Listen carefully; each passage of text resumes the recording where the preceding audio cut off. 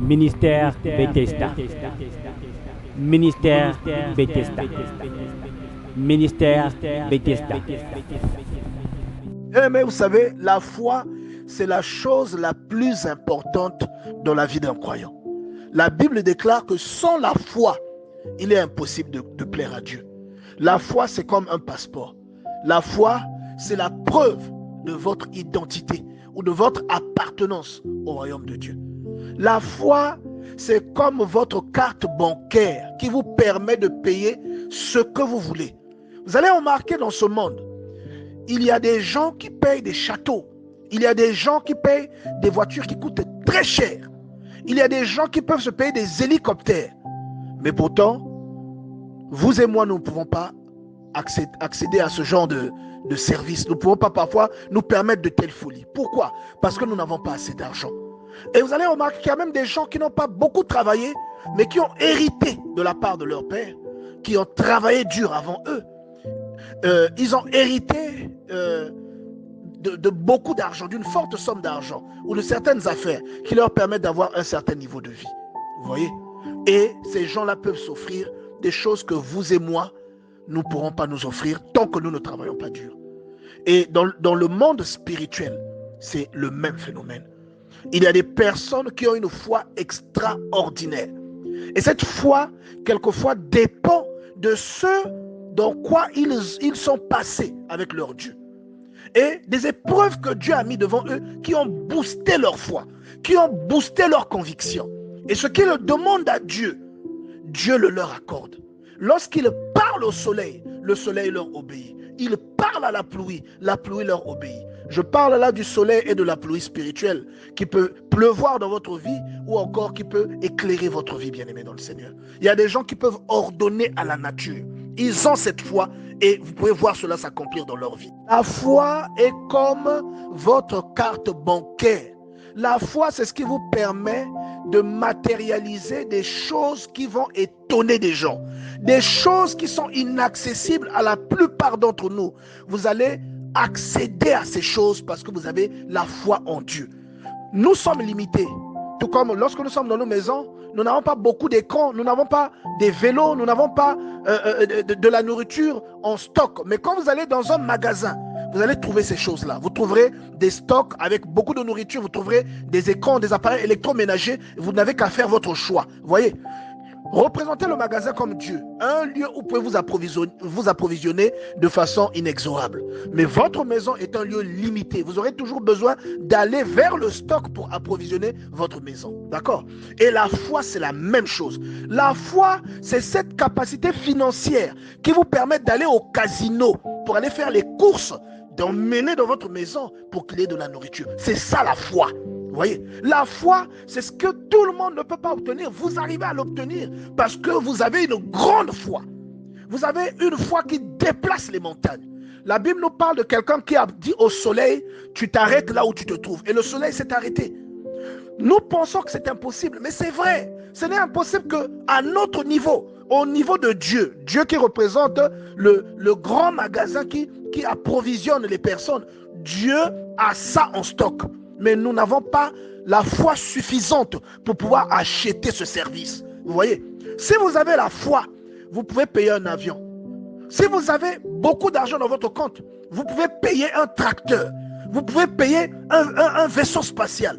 Vous pouvez vous offrir un voyage sur la Lune. Si vous avez la foi, vous pouvez visiter le ciel, bien-aimé dans le Seigneur. Si vous avez la foi, bien-aimé dans le Seigneur, ce que les autres n'arrivent pas à obtenir dans la prière, il y a une maladie incurable. Vous allez guérir de cette maladie. C'est comme si vous arrivez devant un comptoir. Vous avez fait des courses. La prière, c'est comme quand vous faites des courses dans un magasin. Vous mettez les courses dans le caddie. Vous arrivez là où il faut payer. Quand vous comptez votre argent, vous n'avez pas suffisamment d'argent pour emporter toutes ces courses-là. Alors, il y a certaines courses que vous allez devoir retourner dans les rayons. Vous prenez seulement ce que votre argent peut acheter. C'est à ça que ressemble la plupart de nos prières. Beaucoup de gens font des prières, ils demandent des choses à Dieu. Mais ces choses-là, vous les obtenez difficilement. C'est seulement à cause de la foi que nous avons.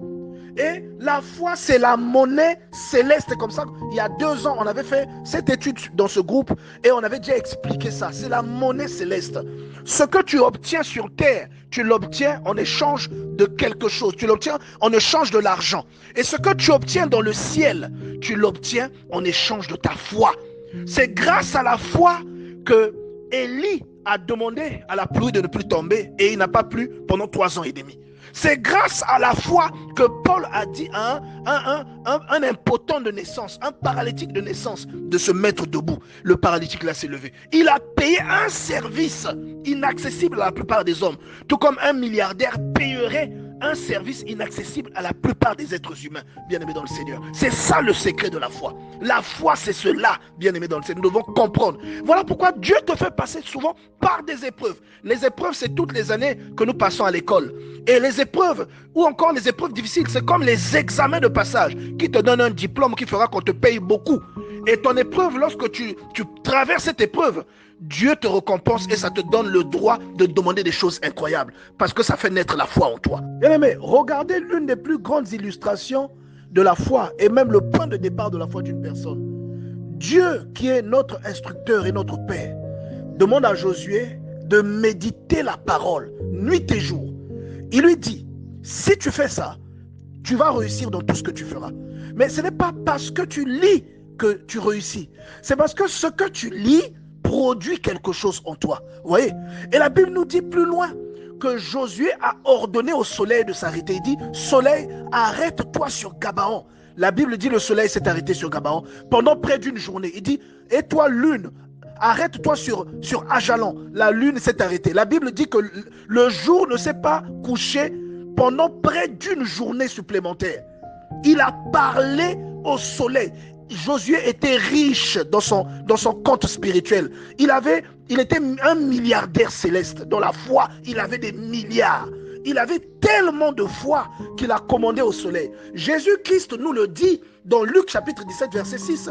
Si vous avez la foi comme un grain de sénévé, vous direz à ce sycomore, déracine-toi et plante-toi dans la mer et il vous obéira. Vous voyez, la parole de Dieu le confirme. Jésus-Christ le confirme. Dans Matthieu 17, verset 20, il dit c'est à cause de votre foi. Il dit, je vous le dis, si vous avez la foi comme un grain de sénévé, vous direz à cette montagne, transporte-toi d'ici là, et elle se transportera. Rien ne vous serait impossible. Vous voyez, rien ne vous serait impossible. Josué a parlé au soleil. Le soleil lui a obéi. Vous voyez, Élie a parlé à la pluie. Il a parlé au ciel. La pluie lui a obéi. Vous voyez, bien aimé, ce n'est pas impossible. Dans le magasin, il y a tout ce dont nous voulons. Mais si nous sortons les mains vides, c'est parce que nous n'avons pas assez d'argent. Ce n'est pas le magasin qui manque d'articles. Ce sont nos poches spirituelles qui sont vides. C'est notre foi qui n'est pas à la limite qu'il faut. De Dieu, beaucoup de chrétiens restent cloués au sol dans leur vie. Tandis que la vie en Jésus-Christ, c'est comme un avion qui vole dans les airs et qui parcourt des distances incroyables. La puissance dégagée par les réacteurs défie la loi de l'aérodynamique. Vous voyez, la loi de la pesanteur est défiée par cette puissance. Cette puissance est comparable à la foi. Parce qu'il est quasiment impossible à un corps physique de s'élever dans les airs. Il y a encore quelques siècles, c'était une impossibilité. Mais grâce à cette invention, grâce aux réacteurs, ils ont réussi à contourner la loi de l'aérodynamique, bien aimé dans le Seigneur. Et c'est comme la foi. La foi te permet de faire des choses incroyables. Mais pour que cette foi ait cet effet, il faut que tu sois nourri à la puissance de la parole de Dieu. Voyez? Et c'est comme un avion qui a besoin de kérosène pour pouvoir exprimer la puissance qu'il a dans ses réacteurs. Parce que de façon naturelle, la vie d'un être humain est lourde. De façon naturelle, le miracle n'est pas accessible. Il faut aller chercher le miracle. Et le miracle vient grâce à une puissance. Et si ce n'est pas Dieu qui vient vers toi pour accomplir ce miracle, pour que ce soit un signe, ça va être ton effort à toi, ça va être ta foi à toi qui va faire que ce miracle devienne possible grâce à Dieu. Et pour que cela soit possible, il faut que tu sois nourri à la parole de Dieu. La parole va provoquer, c'est comme du carburant, ça va provoquer une explosion en toi. Et cette explosion va faire décoller ce qui ne décolle pas. Et voilà que vous voyez des gros Boeing qui vont dans les airs grâce au kérosène. Il défie la loi de l'aérodynamique grâce au kérosène. Et le kérosène du chrétien, c'est la parole de Dieu. Amen, amen, homme de Dieu, vraiment, je suis béni par cet ajout. En effet, ce sont tous des fluides. Le kérosène est un fluide. Même l'urine aussi est un fluide. Et c'est comme dans l'église. Il y a plusieurs types de paroles prêchées dans différentes églises. Il y a des paroles qui donnent la vie et il y a des paroles qui te clouent au sol. Il y a des paroles que tu reçois aujourd'hui, au lieu que ce soit du kérosène si tu es un avion, mais c'est de l'urine. Tu vois d'autres chrétiens décoller, mais toi tu ne décolles jamais. Tu reçois les paroles des personnes qui sont des coachs personnels, des motivateurs, au lieu d'être des prédicateurs de l'évangile. Ce sont des motivateurs et des businessmen. Et ils viennent avec des paroles, voilà, tu dois dominer, tu es né pour dominer, tu es né pour vaincre. Donc si tout le monde domine, donc qui sera dominé alors? Bien-aimé, Jésus n'a jamais prêché un tel évangile. L'évangile que Jésus a prêché, c'est la repentance, la sanctification et l'amour. Jésus n'a jamais prêché l'évangile. Ça, c'est l'eau de l'oseille, parfois qu'on est en train de mettre dans les réservoirs des gens. Vous n'allez jamais décoller avec cette parole. Connectez-vous à la parole de Dieu, à la source, la Bible. Lisez la Bible. Et cette parole produira en vous un effet extraordinaire. Vous allez devenir des bombes. Vous allez décoller. Vous pesez des tonnes. Les tonnes là, c'est les problèmes qui sont en train de miner vos vies. Mais vous allez voir qu'un Boeing, je ne sais pas combien, lorsqu'on met du kérosène et qu'il démarre, il défie la loi de la pesanteur. Et il affronte, il va, il s'élève vers le ciel. C'est comme un chrétien qui développe sa foi. Aucune limite ne pourra s'imposer à toi, bien-aimé dans le Seigneur. Mais tout dépend du type de parole que tu écoutes. Toutes les paroles que nous écoutons ne produisent pas la vie. Il y a des paroles qui sont sorties de leur contexte. Il y a des paroles qui empoisonnent même ton orientation. Au lieu de chercher Dieu et le salut, tu commences à chercher la richesse. Faites attention, bien-aimé. Bien-aimé dans le Seigneur. Aujourd'hui, si vous allez dans une église, vous aurez l'impression que les gens veulent s'habiller les uns mieux que d'autres. Vous voyez, vous aurez l'impression qu'il y a un esprit de concurrence. Mais quand vous remarquez une telle chose, sachez que vous êtes nourri avec un poison. Il y a un poison à la source. C'est la parole de Dieu. Regarde, il y a même certains hommes de Dieu, surtout leaders de ce type d'église. Vous allez remarquer que même eux, ils sont de la concurrence. Qui a le plus de voitures? Qui a le plus de followers sur les réseaux sociaux? Qui a le plus de membres d'église? Qui a le plus d'églises? Qui a le plus d'églises à travers le monde? Des enfants de Dieu, les enfants d'un même père, d'une même mère. Au lieu de chercher la foi, au lieu de chercher la sanctification, on passe notre temps à faire des comparaisons. On prêche un évangile qu'on appelle l'évangile de la prospérité, Kingdom Now. C'est un évangile qui te change tes objectifs. Au lieu que tu aies l'objectif du salut de ton âme, comme ce que le Christ a prêché, tu auras l'objectif de t'enrichir. Tu as vu le voleur à la croix dire à Jésus qu'il voulait devenir riche. Le voleur à la croix, il a dit à Jésus qu'il voulait être sauvé. Bien-aimés, faites grandir votre foi en ayant accès à la parole véritable. Nourrissez-vous au pâturage qui convient à votre nutrition. Il y a beaucoup de chrétiens aujourd'hui qui sont chrétiens de nom à cause de la nourriture spirituelle qu'on leur donne. Dans votre maison, si vous nourrissez mal votre enfant, cet enfant ne sera pas en bonne santé. Et votre esprit est nourri aussi par quelqu'un que Dieu a mis au-dessus de vous, qu'on appelle le pasteur ou le prédicateur. S'il vous nourrit avec une parole qui n'est pas correcte, ça va déformer vos objectifs et votre esprit ne sera pas correctement nourri. Bien-aimés, je vous dis que faites cette expérience. Il y a des chrétiens qui sont abonnés aux maris et aux femmes de nuit, quelles que soient les prières qu'ils font. Pourquoi? Parce que ta prière n'est pas puissante. Pourquoi la prière n'est pas puissante? Parce qu'il te manque le carburant. Le carburant, c'est la parole que l'on introduit en toi pour provoquer de la puissance. Il te manque ce carburant. Et quels que soient tes efforts, tu rencontres les mêmes difficultés.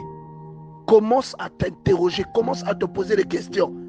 Recherche la foi. La Bible dit dans le psaume 1 que celui qui évite les mauvais compagnons et qui passe son temps à mettre la parole de Dieu, il est comme un arbre planté près d'un courant d'eau. Son feuillage ne sèche jamais. Et tout ce qu'il fait lui réussit. Et dans Josué, chapitre 1, verset 8, il est écrit que ce livre de la loi ne s'éloigne pas de ta bouche. Médite-le nuit et jour. afin d'agir selon ce qui est écrit. Car c'est alors que tu auras du succès dans tes entreprises. C'est alors que tu réussiras. Bien-aimé, si tu ne réussis pas, le problème parfois vient de ce que tu entends à l'église, de ce que l'on te met dans l'esprit, ce avec quoi l'on te nourrit. C'est parfois ça la cause. Tu n'arrives pas à être nourri avec la parole qui peut susciter la repentance, qui peut susciter la communion avec Dieu, qui peut te pousser vers l'amour du prochain, qui peut te pousser à pardonner, à enlever tous les fardeaux qui peuvent aujourd'hui t'empêcher d'entrer dans le royaume des cieux. Parfois, c'est là le problème. Donc, si tu te connectes à la vraie parole, tu vois que cette parole-là va apporter la vie.